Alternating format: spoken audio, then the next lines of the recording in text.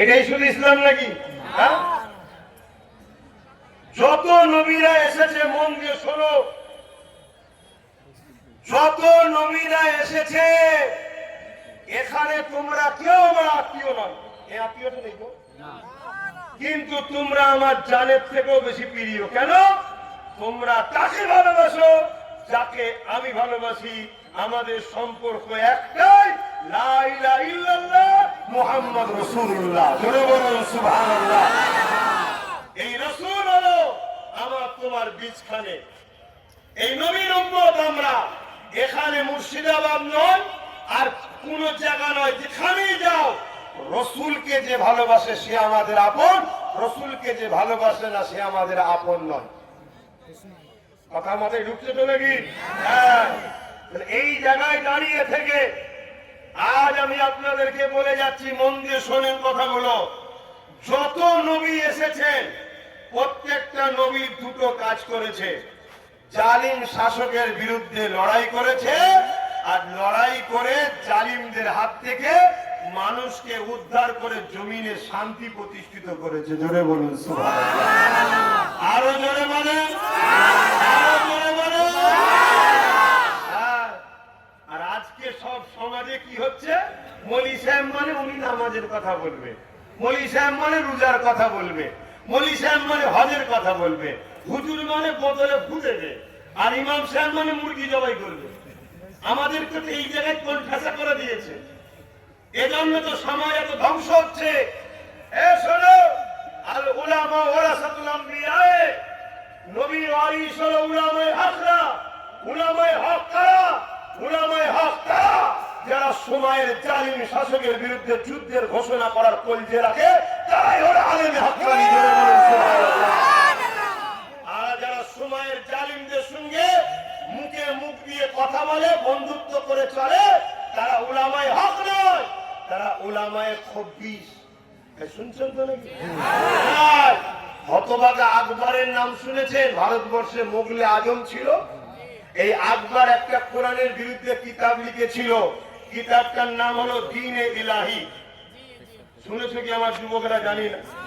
ওই দ্বীনে ইলাহি কিতাবটা লিখেছিল কেন? কোরআনকে মিটাবে বলে। কাকে মিটাবে? কোরআনকে মিটাবে বলে এই দ্বীনে ইলাহি লিখেছিল। আচ্ছা, আকবর লিখেছিল না উলামারা লিখেছিল? আকবর পয়সা দিয়ে উলামাদের দ্বারা লিখিয়েছে।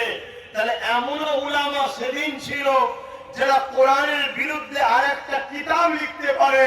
তাহলে আজকেও এমন উলামা আছে না নাই? সেদিন আকবর চেয়েছিল কোরআন লিখে কোরআনকে মিটাবো, আর আজকে আকবরের বোন বলছে কোরআন শেষ হয়ে যাবে তো আমার উন্নয়ন শেষ হবে না।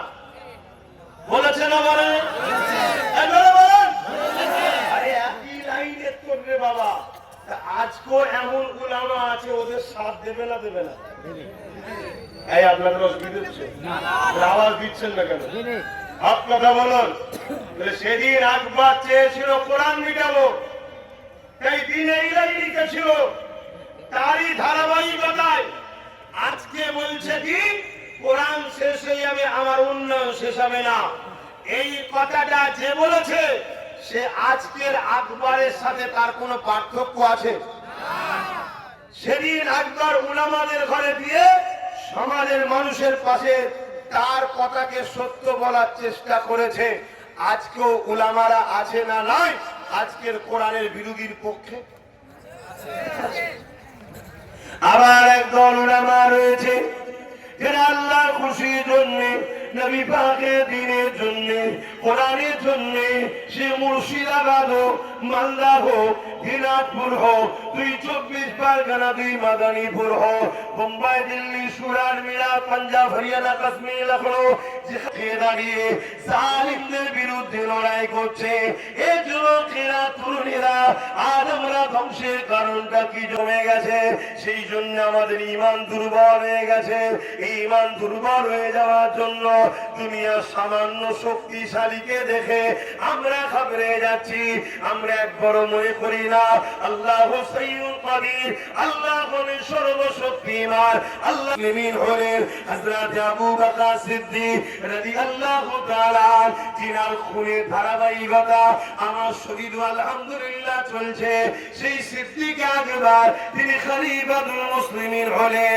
এ নওজওয়ানেরা, হযরত আবু বকরের কানেতে একটা খবর এসে গেল। কি খবর এসে গেল? মুসাইলামাতুল কাজ্জাব নামে এক ব্যক্তি, সে বিদেশি শক্তির কাছে হাত মিলিয়েছে, ইসলাম বিদ্বেষীদের সঙ্গে হাত মিলিয়ে তাদের কাছ থেকে অর্থ নিয়ে, তাদের কাছ থেকে অস্ত্র নিয়ে, তাদের কাছ থেকে অর্থ নিয়ে, তাদের সৈন্য নিয়ে এমন করেছে নিজেকে নবী দাবি করেছে। বললেন না নাউজুবিল্লাহ? আমার নবীর পর আর কোন নবী আসবে না? জোরে বলে না। আচ্ছা, আরো একটা কথা বলে নি। হযরতে আবু বকর সিদ্দিক রাদিয়াল্লাহু তাআলা তিনি সবে খলিফা হয়েছে, আমিরুল মুমিনিন হয়েছে।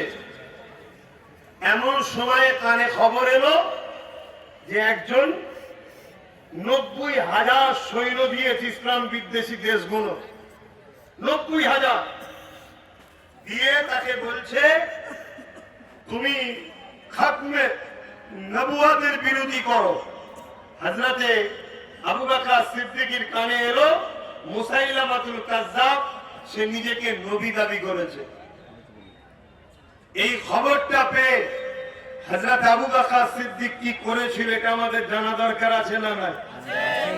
আজ যদি আমাদের কানে আসে কেউ ক্ষমতার জোরে আমার মসজিদ মাদ্রাসা ওয়াকাফকে মিটাতে চাইছে, আমাদের কি করছি বা কি করা দরকার এটা তো সাহাবাদের থেকেই শিখতে হবে, তাই তো নাকি?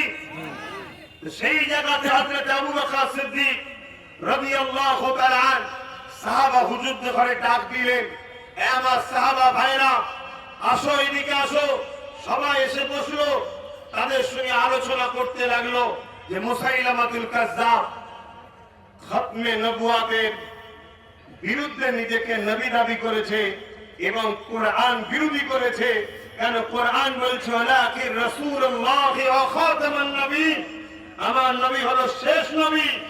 অতএব কোরআন বিরোধী করেছে, রাসূলের খতমে নবুয়াতের বিরোধী করেছে। আমি আবু বকর তার সঙ্গে প্রথমে মীমাংসায় যাব, তাকে বুঝাবো, সে যেন তওবা করে পরিবর্তন হয়। আর যদি সে তার কথায় ফিরে না আসে তাহলে আমি আবু বকর তার বিরুদ্ধে লড়াই করব। খতমে নবুয়াতের বিরোধী ও কোরআনের বিরোধীকে আমি আবু বকর ছেড়ে দিতে পারি না। জোরে বলুন সুবহানাল্লাহ, আরো জোরে বলুন সুবহানাল্লাহ। আজকেও যদি কেউ নবীর বিরোধী করে, ইসলামের বিরোধী করে, কোরআনের বিরোধী করে, তাকে বুঝাবো যে তুমি অন্যায় করেছো, ক্ষমা চাও। সে যদি ক্ষমা না চায়, আমরা যদি ইমানদার হই, আমরা যদি সাহাবাদের উত্তরাধিকারী হই, তাহলে আমাদেরও উচিত তাদের বিরুদ্ধে লড়াইয়ের দরকার আছে না নাই? তবেই তো তুমি জান্নাতি। মুসলমানের ঘরে জন্ম নিলেই মুসলমান হয় না।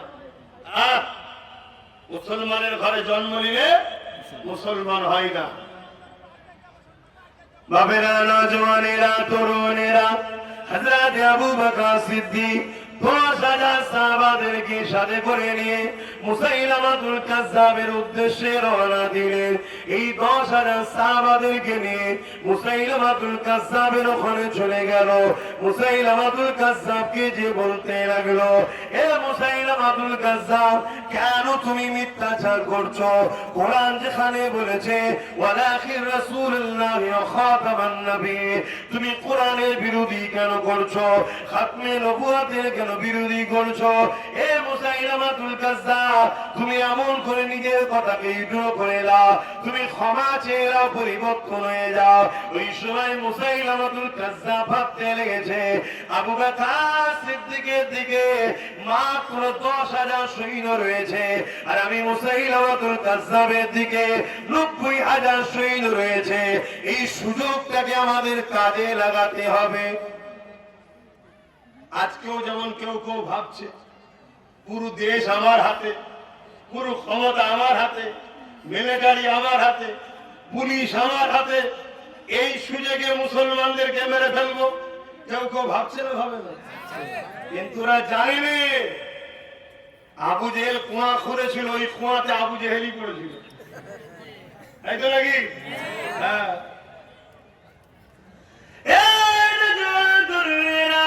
মুসাইলামাতুল কাজ্জাব যখন আল্লাহর নবী সাহাবী হযরত আবু বকর সিদ্দিকী 10,000 সৈন্য দেখলো, সে ভাবতে লেগেছে আমার দিকে 90,000 রয়েছে, কেন আমি আবু বকরের কথা মানতে যাব?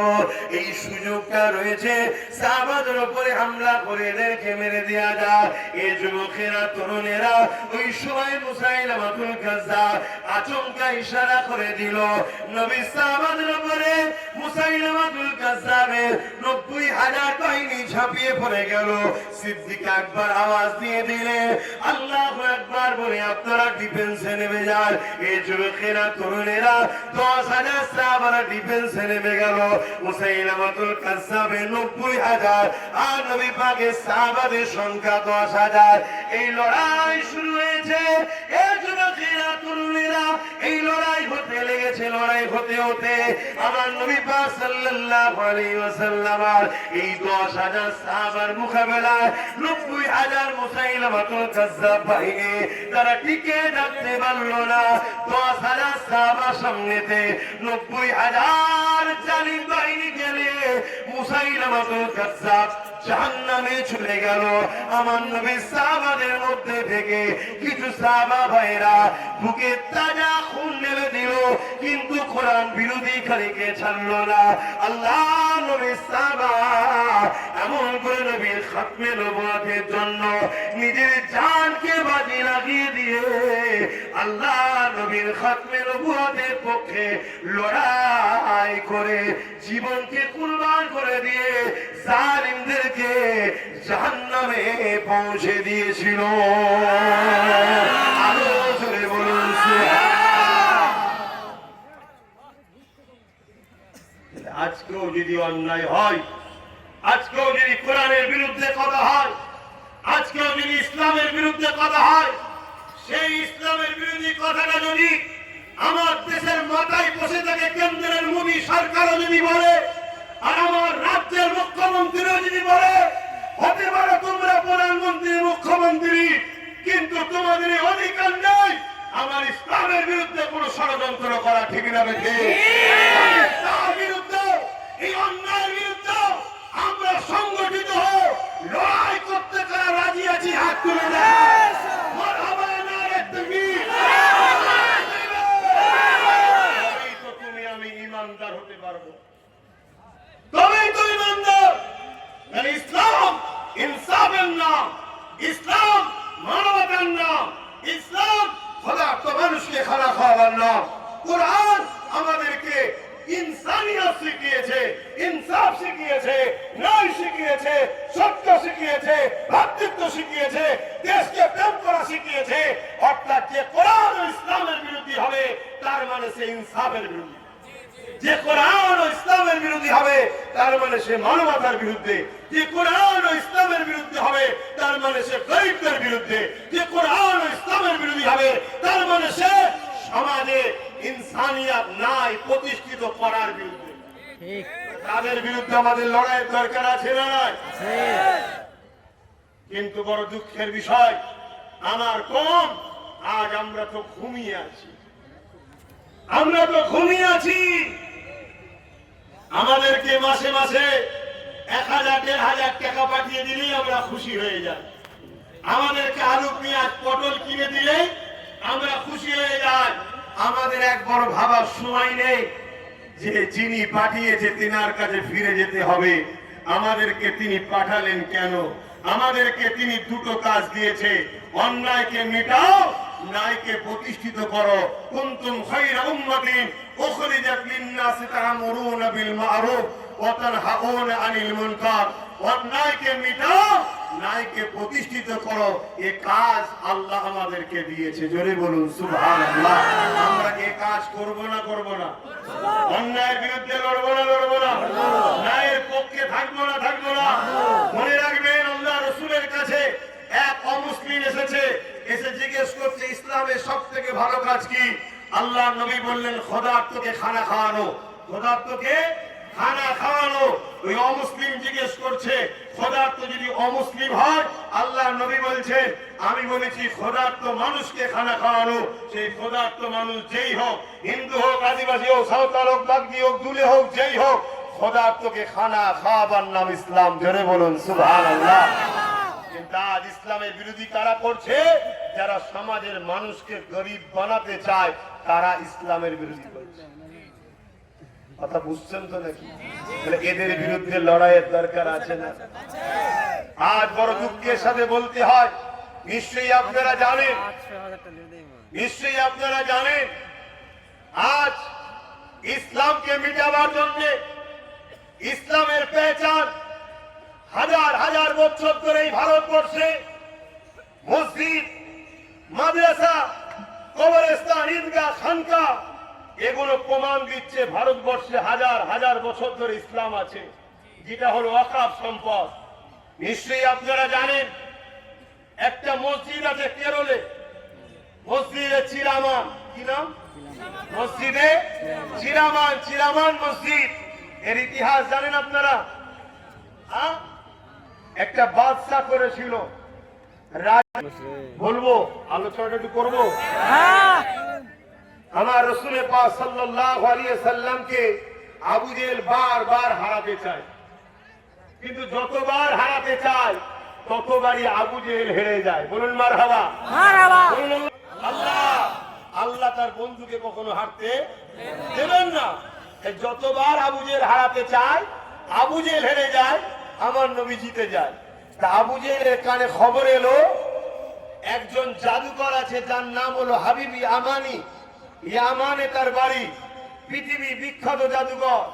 সেই জাদুকরকে হাবিব ইয়ামানিকে আবু জেহেল ভাড়া করে নিয়ে এসেছে। ব্রো প্লেয়ার ভাড়া করে নিয়ে এসেছে, হায়ার করেছে, যাতে করে মুহাম্মদ সাল্লাল্লাহু আলাইহি সাল্লামকে হারাতে পারে। আমার রাসূল পাক সাল্লাল্লাহু আলাইহি ওয়াসাল্লামকে হারাবার জন্য ওই হাবিব ইয়ামানিকে যখন ভাড়া করে নিয়ে এসছে, তাকে ভালো মন্দ খাইয়েছে, মোটা অংশের টাকাও দিয়েছে, তৎকালীন সময় যে মুদ্রা ছিল দিয়েছে। হাবিব ইয়ামানি বলছে মুহাম্মদ সাল্লাল্লাহু আলাইহি সাল্লামকে জাদু তো করব, তার আগে একবার মুহাম্মদ সাল্লাল্লাহু আলাইহি সাল্লামের সঙ্গে আমি গুটি কথা বলতে চাই। হাবিব ইয়ামানিকে নিয়ে আবু জেহেল আমার রাসূলুল্লাহর কাছে যাচ্ছে। যুবকরা শুনছো তো? তোমরা এই নেতা ছেড়ে দিয়ে আর ক্যাটাগুলোর পিছনে ছুটছো, এই জন্য তোমাদের দুর্দশা। দেখো আব্বাস সিদ্দিকীকে দেখো, আল্লাহ শুকর করে বলছো আম্মা বিনিআমাতি রাব্বিকা ফাহাদ্দিস। শুধু মুসলিম নয়, অমুসলিমরাও আমাকে কোনো জায়গায় দেখলে তারাও ছুটে আসে, এসে বলে ভাইজান ভালো আছেন। এই আজকে যখন আসছিলাম বাড়িপাড়া রেল গেটে, ওখানে সকালে সবজি হাট হয় পাইকারি, রেল গেট পড়ে গেছে, একজন এসে কাছে হালকা করে ঠুকছে, আমি কাছে লাগালাম, তাদের স্টাইলে হাত জড়ো করেছে, তাদের স্টাইলে। আমরা যেমন বুকে হাত দিই, অর্থাৎ তোমাকে আমি হৃদয়ে রাখি, এর মানে তোমাকে আমি হৃদয়ে রাখি, ভালোবাসা দিই। তাদের স্টাইল, তাদের কাছে আমি কারো ভালোবাসা আস্থাকে খাটো করব না, কারণ ইসলাম এটা আমাকে ইজাজত দেয়নি। তা দাদা ভালো আছেন আপনি জিজ্ঞেস করছেন, অমুসলিম ভাই ব্যবসা করতেছে, তত সকালে, তখন 5:30 বাজে বাড়ি থেকে বাড়ি পড়া এসছে তখনও। তাহলে মনে রেখো, আমার রসুলের উল্লাহর হও, আমার নবীর হও যুবক, আমার নবীর গোলাম হও যুবক। আমার নবীর গোলাম যে হয় তার দুনিয়া আখিরাতে মর্যাদা আল্লাহ বাড়ায়। জোরে বলো সুবহানাল্লাহ। পৃথিবীতে সবকিছু পুরাতন হয়ে যায়, পৃথিবীতে সবকিছুর দাম কমে যায়, পৃথিবীতে সবকিছু কিছু কি বলে অপছন্দ হয়ে যায়, ডিমান্ড কমে যায়, একমাত্র একটাই জায়গা আছে যেখানে কোনোদিন ডিমান্ড কমে না, কোনোদিন পুরাতন হয় না, কোনোদিন শেষ হয়ে যায় না। যত দিন বাড়ে, যত বয়স বাড়ে, তত সেখানে সম্মান বাড়ে। সেই জায়গাটা হলো আমিনা লাল হুজুর পাক সাল্লাল্লাহু আলাইহি ওয়াসাল্লামের গোলাম যারা হয়। জোরে বলুন সুবহানাল্লাহ। আপনারা খেয়াল করে দেখেন, আপনারা খেয়াল করে দেখুন, আজকে 800 বছর হয়ে গেল এই হিন্দুস্তানের বুকে একজন ইন্তেকাল করে চলে গেছে। 800 বছর। কত বছর? 800 বছর। আজও 800 বছর ধরে পুরো পৃথিবীর মানুষ যাকে চেনে, পুরো পৃথিবীর মানুষ ভালোবাসে, পুরো পৃথিবী থেকে এখনো মানুষ যার কাছে আসে, শুধু পৃথিবী থেকে নয়, মুসলমান অমুসলিম সবাই আসে, শুধু মুসলমান ও মুসলিম নয়, আমার দেশের যতগুলো প্রাইম মিনিস্টার হয়েছে সবাই যার কাছে বছরে একবার